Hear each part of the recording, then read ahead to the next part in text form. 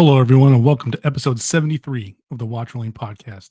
The WatchRolling podcast is a veteran owned podcast that focuses on horology from a veteran's point of view, as well as shares valuable veteran resources with the watch enthusiast community. My name is Jason. I'm your host. If you're new to the pod, welcome. If you're returning, welcome back.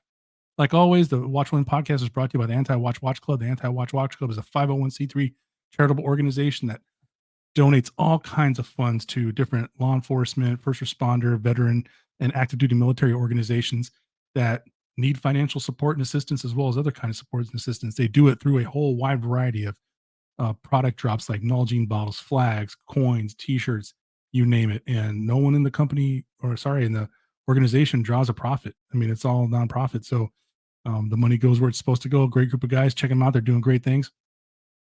I'm actually going to kind of cover what they got going on a little bit more in detail in a following episode because they've been doing quite a lot and they've had a pretty awesome year. So I want to cover it in detail. The podcast is also brought to you by Muhle Watch Straps. Muhle Watch Straps is a veteran-owned company that provides all kinds of fairly priced nylon straps, watch rolls, you name it, watch tools, the whole nine. You guys have heard me a million times. My personal favorite is the canvas watch roll. They're freaking sweet. They got tan, they have blue. They come suede line. They hold up to 4 watches or some tools. I use them all the time when I travel, and they pretty much take care of everything. Check them out at mushlewatchstraps.com, and don't forget to use the code VET10 at checkout for 10% off your entire order. Now, this episode's going to be it's going to be pretty fun for me, I think, and I hope it's going to be fun for you too. I was on vacation for a little while, went down south, the land of sun and shine. And in the time I was gone, I wasn't really checking much watch stuff, right? Like most people on vacation, I'm trying to be present in the moment. I was rocking with my Tudor Ranger. Before I forget, let's do a wrist check. It's going to be pretty prudent today. I got my Muhle Glashutte 10th anniversary SAR timer. That's it on my 7.5-inch wrist for you that are new to following. I think, a decently sized wrist. Some people say it's big. Shout out to Alex, who's currently in parts unknown. Alex always says I'm wrist gifted, so I guess I got that going on. But when I was gone and I came back and I put on YouTube, I noticed there's been a lot of discussion about Bremont's new timepiece that came out, and I think the Supermarine. And I heard some grumbling, and then once I started hearing the grumbling, especially I belong, I'm in a Slack, and I've heard some other stuff, and it's not like bad grumbling, just people saying, along the lines of some design choices that Bremont made, and et cetera, et cetera, et cetera, and how it's not a dive watch. So I really thought about it. I'm like, well, did Bremont use the word dive? And et cetera, et cetera. And then I thought to myself, well, I think I have a solution for Bremont's quote unquote problem, right? I'm pretty sure it's not a problem to Bremont. I'm pretty sure they were just, trying to be literal about things. Not littoral, but literal. Okay, that's it. No more dad jokes. But I think they have a problem that could be pretty easily fixed when it comes to planning in the beginning of the production of these timepieces. And I have a couple of examples why. So the whole issue is the Bremont Supermarine an actual dive watch? Well, I made a one-off comment in the Slack, like maybe we need to change the title or the character of what the watch is, right? So, if we're calling something a dive watch, right? Now we all know, like, I've covered ISO 6425 in a previous article a long time ago on my blog, and then when I ported over from WordPress to Squarespace, that article was one of the ones that was lost. If you'd like me to cover that again, leave a comment down in the show notes. I'll cover a whole episode on the 6425, what it is, and then I'll also write an article about it because I think it's pretty interesting. Because not all quote unquote dive watches can even have the term dive watch on it unless it meets certain ISO criteria, right?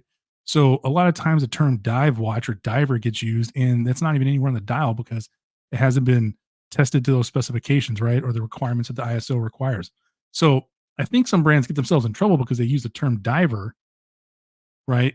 And then there's dive style, but a lot of times you hear the term diver, and then some people get up in arms because it's not actually a dive watch. And then I think some people would even argue because if it was an ISO, it's not a dive watch, right? But my whole point was in the Slack was, why don't we have different criteria then for a watch that's designed to be around the water, that is used in like water activities, but necessarily isn't specifically for diving, right? Because people that talk about tool watches, the dive watch is a tool watch for divers. It's not a tool watch for anybody else. It's a tool watch literally for divers. The whole concept of that watch is designed to be dove with, if that's even the proper term. Like, I go diving with my dive watch. Um, but there are all kinds of watches that are designed to be around water that don't necessarily have to go 300 meters. Not that any person's ever going 300 meters, but so I got my curiosity. Like, I went in and did a straight up Google search. Do we have marine watches? And so the first thing I found I want to share with you is from Chrono 24, because I figured if anyone would understand what the term marine watches, right, is, or a marine watch. I mean, Chrono 24 moves units, right? And they have a definition on there. A marine watch is actually a descendant of the marine chronometer. They're precise, functional, and elegant. Some of these watches are also meant for use underwater, right? But that term is very, very vague, underwater. Shout out Chrono 24 for having this on there. They offer some examples of some marine watches in this article. I cover a couple of them because I want to talk about them because, again, it comes down to what the brand is putting on their website and not so much what we think, right? Because I think sometimes what people say is misinterpreted. Anyways, you catch my drift. So a marine watch is the descendant of marine chronometer, right? And we all know the marine chronometers were designed to basically withstand movement, temperature changes, blah, blah, blah. Like, if anyone's ever been on a ship before, right? And I will tell you, the people that go out on smaller ships and then boats, because there's a difference. If you'd ever want me to cover that in a podcast, ask me, leave it in the show notes or leave it in the comment section, and I'll go ahead and cover the difference between a ship and a boat. But the smaller you get in the vessel, the more abuse whatever timepiece you have is going to take, right? I mean, you got to think about it. Like, you're on a carrier. I mean, I'm not going to discuss drafts or anything, but you're on a carrier that it takes quite a bit to move that ship. And then, but if you're like on one of the old school frigates or a patrol craft or something like that, and you get in certain sea states and water depths, I mean, if you had a random little quartz clock like you have in your office, that thing's gonna get beat to what. So marine chronometers were designed to be able to take all that, right? You're talking about temperature differences because based on what ship class you're on, you can go from up in the North Atlantic all the way down to the Gulf, and the water temperature changes, and that changes the overall humidity inside of the ship, and blah blah blah blah blah. All that stuff goes on, right? So you couldn't just have a random like I don't know what you want to call it, a clock, and I think that's part of the problem. It's like understanding what the timepiece is designed to do, and if you're the brand and you don't articulate that well enough, I think it creates you problems.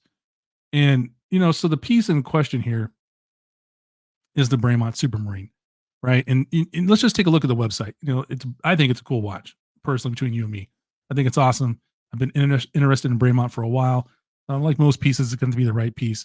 But here it goes. It goes designed for life above and below the waters. GMT functionality, 40 millimeter triptych case, water resistant to 300 meters, right? So 300 meters, we all know how far, we all know how deep that is. It's freaking deep. Um, but the key words they have there are designed for life above and below the waves, right? So now they're talking about below the waves, right? Well, how much below? Well, they give it plenty of water resistance for whatever it's going to do. But the big issue here everyone has that I've heard is this 24-hour bezel. And I've heard some different stuff said about it. But then when you think about it, like the whole premise of this watch, like if you look at, I don't know why the website just went away. That stinks. There it is. It's back in. The spokesperson for this is Laird Hamilton. Laird Hamilton is a surfer, right? And not just any surfer. I mean, he's more than that. I mean, he's basically an icon at this point if you're involved in water stuff. But he's a surfer, but he also obviously has to travel a lot to meet his all the visits he's got to do and everything like that. He doesn't have a standard. I mean, I guess it's standard for him, but it wouldn't be what we call a standard life. This guy's flying all over the place. If you're in surfing competitions, you're not just surfing in one place. You're all over the place, right? So he would need a watch that can go above the water, go below the water to an extent, and then also be able to track a time zone, right? A second time zone. Well, with this timepiece, you can do all that.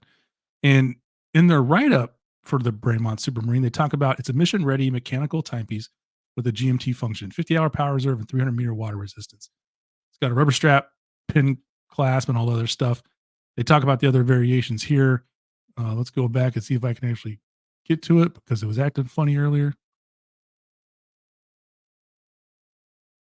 So then you have the Waterman Apex, and it talks about it was tested in globally by globally renowned waterman Lair Hamilton, right? So they talk about watermen, they talk about the water. This one's 500 meters, blah, blah, blah, blah, blah, right?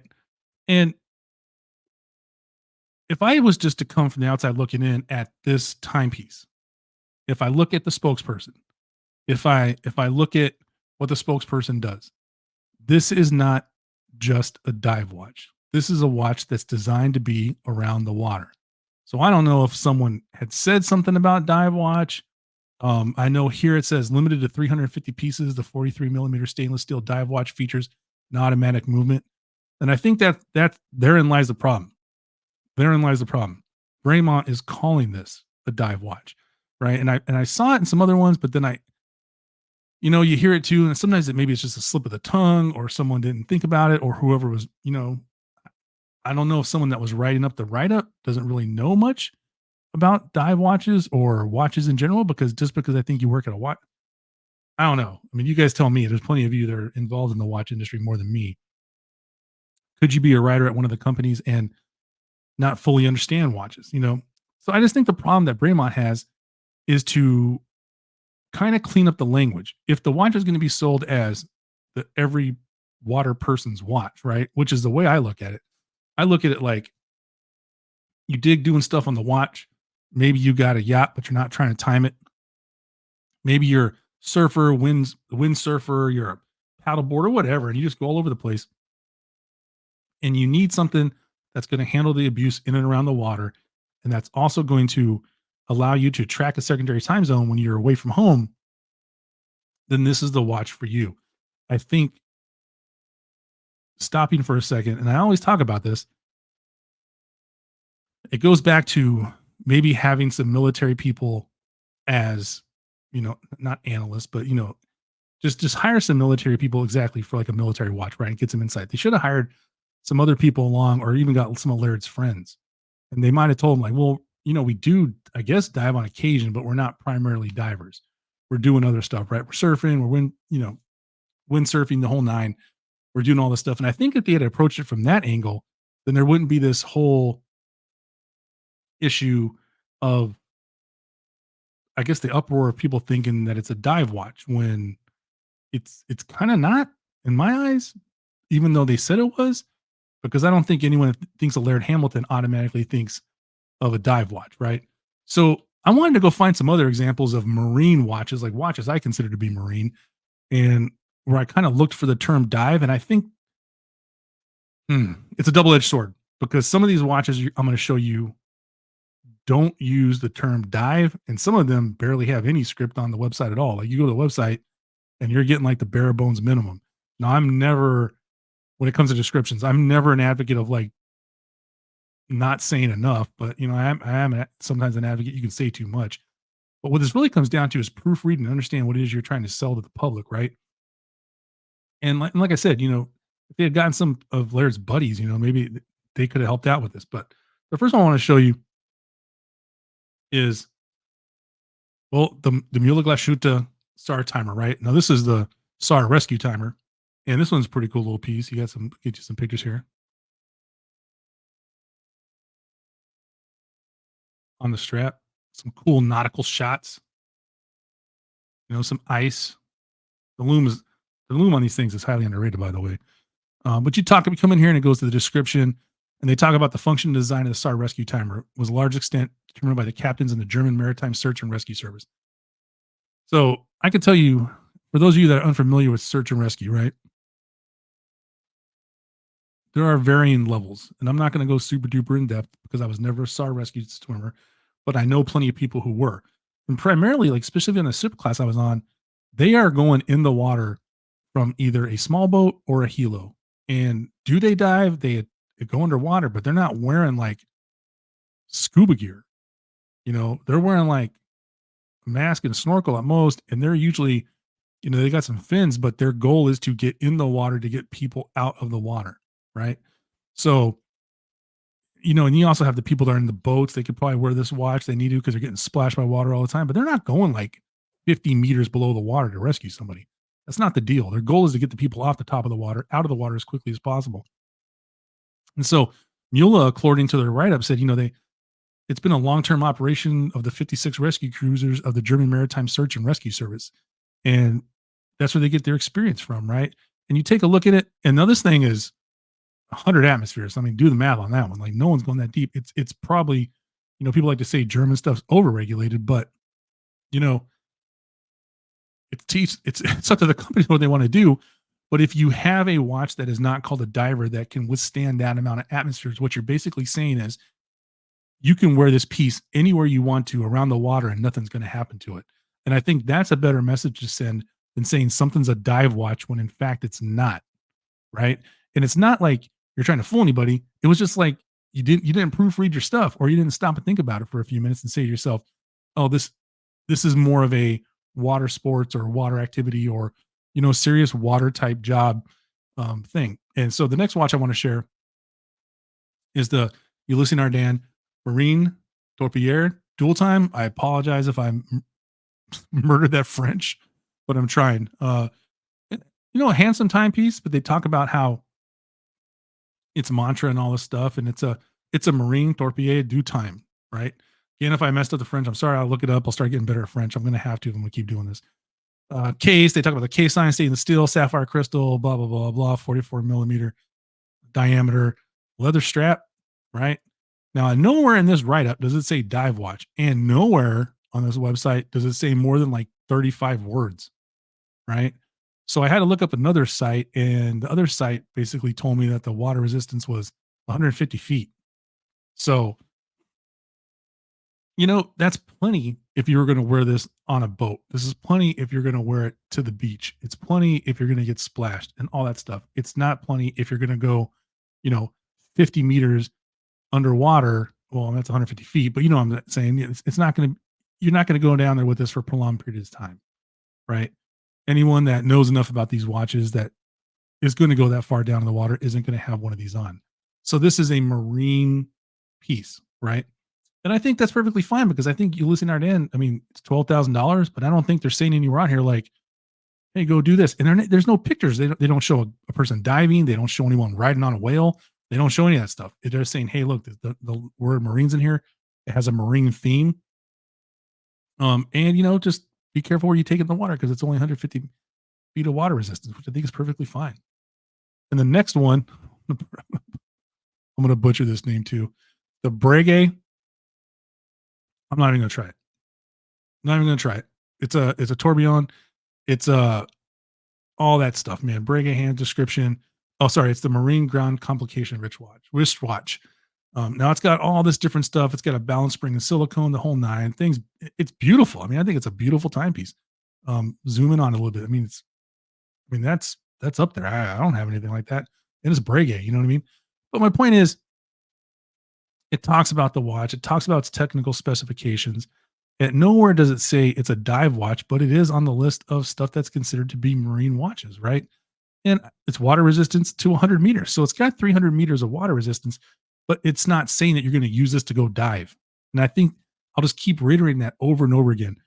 It's the one thing I've noticed since I've been in the watch space, is that I don't think, I mean, and maybe it comes down to a cost thing with, hiring someone or something like that. But I got to let the watch company know that you have people you can hire on a contractual basis to proofread something. Critical thinkers, right?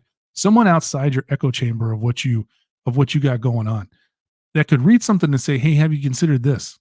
And it would save you a lot of problems. I mean, I see it all the time in the job that I do, where people don't put like 2 minutes of thought into something before they publish it. And that's not, here's the thing, this isn't a knock. It just happens, right? I mean, we're all human. None of us are perfect. The stuff happens when you're inside of a vacuum and you don't let, well, what I call peer review to kind of happen, right? Or even external peer review.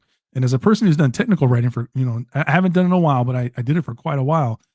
Peer reviews are invaluable, right? You need to have someone come in. You need to have someone come in and take a look at it and provide a different angle on what something you could have missed. I could tell you that there's been times where I had like a 140-page document, and I did one thing one time starting on page like 20. And when I got peer reviewed at page 60, I had 40 pages of stuff I had to fix. I did the same mistake over and over again because I was the only one looking at my document. But here's another marine watch, the Rolex Yachtmaster 2. I think it's these things. I've always thought these things are pretty cool. And then Rolex does this cool like look at it night mode thing. So shout out Rolex.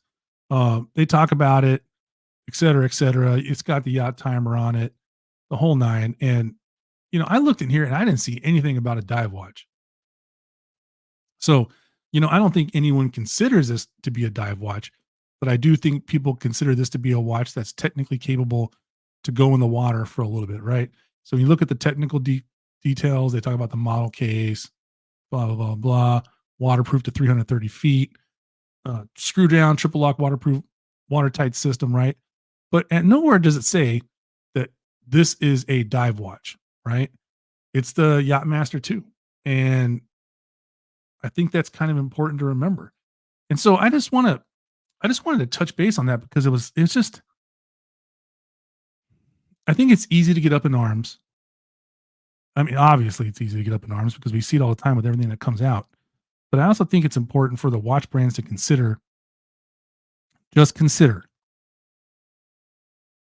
getting some critical eyes on what it is that you print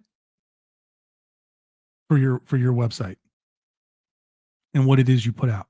Because I think the Supermarine is freaking sweet. I dig it a lot. I'm not super into the blue and green one. It's Seattle Seahawks territory for me, but I really like the brown one or whatever color you want to call it, pewter. I think it's pretty sweet, and I think Bremont has a cool lineage. I think they do cool stuff. They could have just used a different set of eyes to look at that, to raise the question, be like, hey, do we really want to call this a dive watch? Because between you and me, I think it's much cooler than a dive watch. I think it's something that, diving's cool, but like all you got to do is follow the people that are actual divers in the watch fam and notice that while it's a cool job, it is not all the glamour that people make it out to be. It's hard work. All my buddies that are divers, man, they busted their tails for a long time and they're in some dangerous spots. Not that water sports and marine stuff isn't dangerous, but it's a different thing, right? And then they could have taken the Supermarine and been like, well, they already got a cool spokesperson. They got Laird Hamilton. I mean, I don't know how much cooler you got to get than that. I mean, dude's older than me and he's jacked. Like, right? I looked at the ad and I was like, man, I need to go freaking work out. But I just think therein lies the problem for Bremont. And that's how you solve it. And for any other watch brand going forward is really read what you're putting out before you put it out, right? Get everybody on the same page with how they're going to talk about this watch and do a little diagram. Like who we have as the spokesperson for our watch, does it line up with what we're writing? And they might have done it, I don't know. Or maybe ask the spokesperson what they think of what you're going to use for the verbiage. Because I'm here to tell you the words that are on your website, people read them. I know I do. And I know sometimes I complain when there's not enough. And, that could be a problem for some people too, but I don't know. So I'd love to know your thoughts down in the comments. Please leave me a note. Also, let me know what you think about the backdrop. I talked about it earlier. I redid my office and still got the stuff going on. I'm kind of limited for space like most people. So I got my little like photo booth here for when I sell stuff, if I sell stuff. And then I got my books. So just let me know what you think. If you like the color, I can change the lights. I did this one. I think it's like blue or purple. And I'm kind of like difficulty in colors or not. I also worked on dimming my screens a little bit. So let me know if that works. And let me know in your opinion, if I look too light or too dark on there. Just something to think about. So yeah, again, let me know your thoughts down in the comments. Here's the big question. Do you think we need a separate criteria like this marine watch? Do you think that marine watch could take off? And if so, if a watch had the marine watch designation with a metric butt ton of depth water resistance, but didn't call themselves a dive watch, would you be okay with that? Or do you think only dive watches can be called dive watches? Whatever you want to say down in the comments, let me know. And then I'll address some of them in the next pod. So I hope everyone has a great week. And remember, at watchrolling.com, you make the watch. The watch doesn't make you.